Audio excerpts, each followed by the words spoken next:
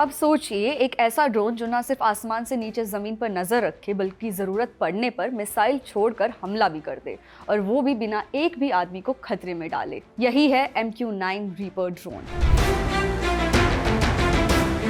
ये अमेरिका का बनाया हुआ एक advanced unmanned combat aerial vehicle है, मतलब एक ऐसा लड़ाकू ड्रोन जिसमें कोई पायलट नहीं होता, पर इसकी ताकत किसी फाइटर जेट से भी कम नहीं है। और इसका नाम रीपर यानी मौत बांटने वाला इसके काम से एकदम फिट बैठता है। इंडिया के पास अभी 2 MQ-9 ड्रोन्स हैं जिन्हें अमेरिका से लीज पर लिया गया है। इन ड्रोन्स का नाम सी गार्जियन है और इन्हें खास तौर पर भारतीय नेवी के लिए बनाया गया है। इन ड्रोन्स को समुद्र में ट्रैकिंग और निगरानी के लिए इस्तेमाल किया जाता है, लेकिन नेवी इनका इस्तेमाल कहीं भी कर सकती है, चाहे वो समुद्र हो या जमीन। इन ड्रोन्स की लीज शुरुआत में 1 साल के लिए थी, लेकिन अब इसे बढ़ा दिया गया है।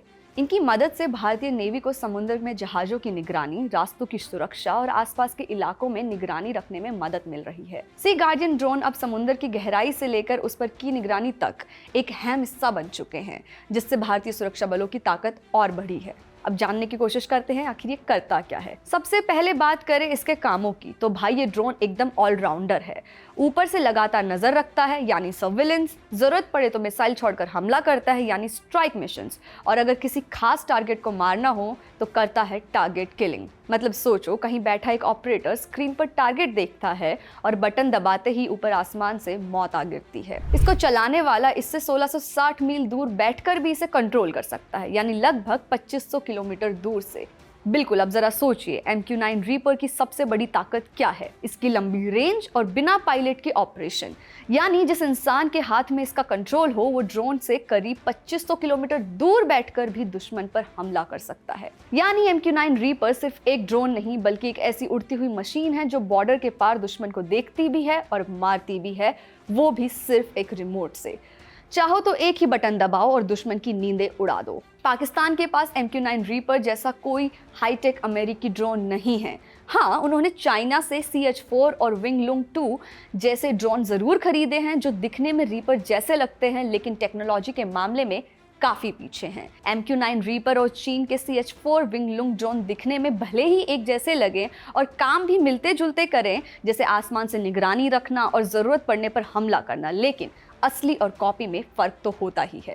रीपर एक तरफ से ओरिजिनल ब्रांडेड माल है, जबकि CH-4 और विंगलुंग चीन की बनी सस्ती कॉपी। रीपर में जबरदस्त ताकत वाला इंजन होता है जो उसे ज्यादा दूर और ज्यादा देर तक उड़ने की ताकत देता है, जबकि चीन वाले ड्रोन कमजोर इंजनों के चलते उतनी दूरी और समय तक नहीं टिकते। हथियारों की बात करें तो रीपर भारी भरकम मिसाइलें और बम ले जा सकता है, जैसे हेलफायर और लेजर गाइडेड बम, जबकि CH-4 और विंगलुंग से कम वजन वाले हथियार ही फिट होते हैं।